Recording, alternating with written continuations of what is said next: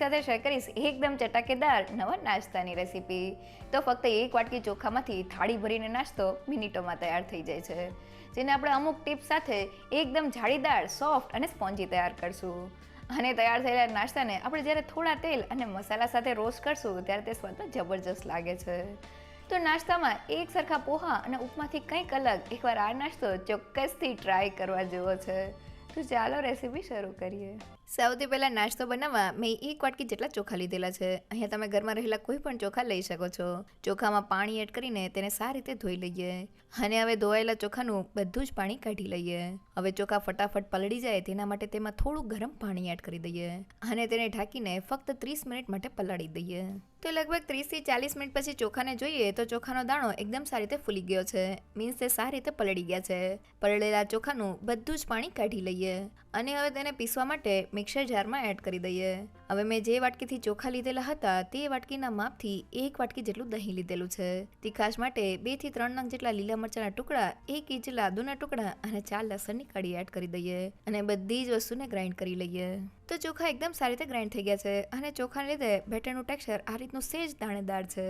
હવે તેને મિક્સિંગ બાઉલમાં કાઢી લઈએ અને હવે મેં જે વાટકીથી ચોખા લીધેલા હતા તે વાટકીના માપથી અડધી વાટકી જેટલો આ રીતનો ઝીણો રવો લીધેલો છે. જો ઘરમાં જાડો રવો હોય તો તેને મિક્સર જારમાં પીસી લેવો. સાથે સ્વાદ પણ મીઠું, 1 પિંચ જેટલી હિંગ અને બધા જ ટેસ્ટને બેલેન્સ કરવા માટે 1 મોટી ચમચીલી ખાંડ એડ કરી દઈએ. સાથે નાસ્તો ઠંડો થયા પછી પણ એકદમ સોફ્ટ રહે તેના માટે 2 મોટી ચમચીલું તેલ એડ કરી દઈએ.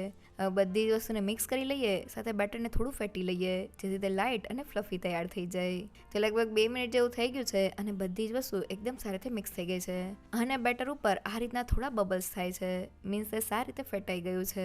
તો હવે બેટરને ઢાંકીને 10 થી 15 મિનિટ માટેનો રેસ્ટ આપી દઈએ. તો નાસ્તો એકદમ સોફ્ટ, સ્પોન્જી અને ફૂલેલો તૈયાર થાય એટલે મેં નાસ્તાનું બેટર ચોખા સાથે બનાવેલું છે. ચોખાના લોટ કરતાં ચોખા સાથે નાસ્તાનું બેટર બનાવવાથી તેનું રિઝલ્ટ એકદમ પરફેક્ટ આવે છે. ચોખાને પલાળવા માટે તેમાં થોડું ગરમ પાણી એડ કરવાથી ચોખા ફક્ત 30 થી 40 મિનિટમાં પલળી જાય છે. સાથે ચોખાને પીસતી વખતે એક વાટકી ચોખા સાથે આપણે 1 વાટકી જેટલું દહીં લેવાનું છે. બંનેનું માપ સરખું રાખવાનું છે. સાથે નાસ્તાને અંદરથી જાળીદાર બનાવવા માટે આપણે ચોખાથી અડધું એટલે કે અડધી વાટકી જેટલો રવો એડ કરેલો છે. રવાને લીધે નાસ્તો એકદમ જાળીદાર અને પરફેક્ટ તૈયાર થશે.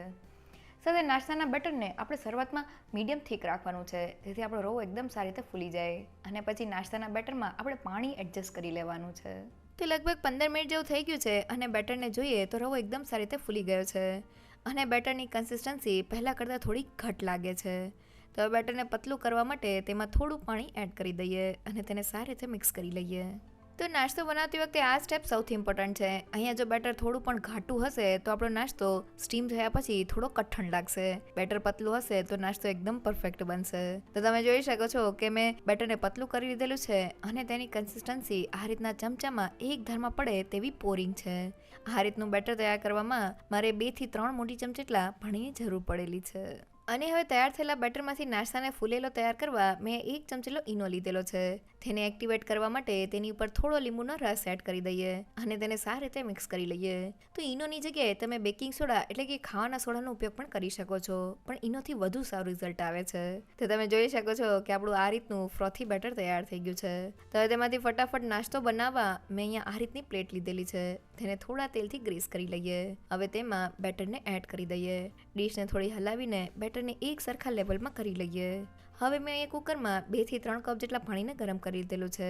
હવે સેન્ટરમાં આ રીતનો કાંઠો કે પછી વાટકીને રાખી દઈએ અને તેની ઉપર ડીશને રાખી દઈએ અને હવે કુકરનું ઢાંકણ બંધ કરી દઈએ. ત્યાં આપણે કુકરમાં સીટી નથી લગાવવાની અને હવે હાઈ ગેસની ફ્લેમ પર 12 થી 15 મિનિટ માટે નાસ્તાને સ્ટીમ કરી લઈએ. તો 15 મિનિટ થઈ ગઈ છે. હવે ઢાંકણને ખોલી લઈએ. તો આપણો એકદમ ફૂલેલો નાસ્તો તૈયાર થયો છે. છરીની મદદથી ચેક કરીએ તો તે અંદરથી જરા પણ કાચો નથી. ગેસની ફ્લેમ બંધ કરી દઈએ. હવે મેં સ્ટીમ થયેલા નાસ્તાને થોડો ઠંડો કરી લીધેલો છે. હવે છરીની મદદથી તેને કટ કરી લઈએ અને હવે કટ થયેલા નાસ્તાના એક પીસને હાથમાં લઈને જોઈએ તો નાસ્તાની સાઇડ્સમાં એકદમ સરસ જાળી તૈયાર થઈ છે. હાથેથી તેને દબાવીએ તો તે એકદમ સ્પોન્જી તૈયાર થયો છે અને તમને તોડીને બતાવું તો તે રૂ જેવો સોફ્ટ તૈયાર થયો છે. એકવાર જરૂરથી ટ્રાય કરજો. તો નાસ્તા માટેનું આપણું ઢોકળું તૈયાર થઈ ગયું છે. અહીંયા આપણે બેટરની કન્સિસ્ટન્સી પતલી રાખવાની છે. અહીંયા બેટરમાં આપણે રવો એડ કરેલો છે એટલે રવો જ્યારે ફૂલી જશે એટલે બેટર થોડું થીક થઈ જશે. પછી આપણે બેટરમાં પાણી એડ કરીને બેટરને પતલું કરી લેવાનું છે અહીંયા જો આપણું બેટર થોડું થીક હશે તો ઢોકળું એકદમ સોફ્ટ અને સ્પોન્જી તૈયાર નહીં થાય. બેટરમાં પાણી એડ કરીને આપણે તેને પતલું કરી લેશું એટલે ઢોકળું એકદમ સોફ્ટ અને સ્પોન્જી તૈયાર થશે.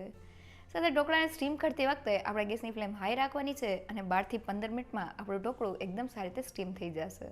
અને હવે નાસ્તાને શેકવા માટે મેં તવાને ગરમ કરી દીધેલો છે.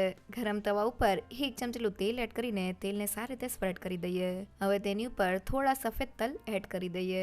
હવે મેં 1 ચમચી સાંભાર મસાલો લીધેલો છે, તેને તવા ઉપર એડ કરી દઈએ. હવે સારી રીતે સ્પ્રેડ કરી દઈએ અને હવે નાસ્તાના પીસને આ રીતના ઊંધા કરીને તવા ઉપર ગોઠવી દઈએ અને તેને ધીમા ગેસ પર શેકી લઈએ. તો લગભગ 3 થી 4 મિનિટ જેવું થઈ ગયું છે. હવે પીસને પલટાવી લઈએ.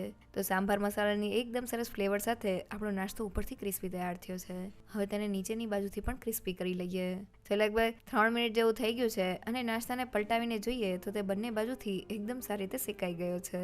તો આપણો નાસ્તો બનીને તૈયાર થઈ ગયો છે. હવે આ રીતના બધા જ નાસ્તાને શેકી લઈએ.